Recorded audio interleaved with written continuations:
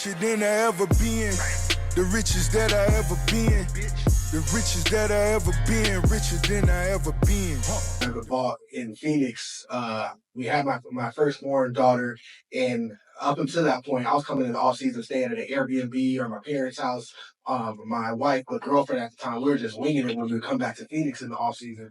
Finally, bought a condo, and we owned it for 2.5 years before moved into our permanent home.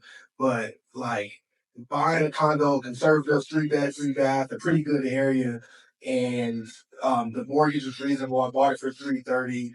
The mortgage is like 1,400. I had to pay 250 in taxes, but it's dang near doubled in value, and I could charge almost $3,000 for rent, and my mortgage is still 1,500. So, for those of you who might be scared or like, what we're talking about is a little over your head. There's people who buy one property at a time, like start with a modest crib that is in a good area, check what the rents are in that area, and if I moved out, would the rent cover my mortgage?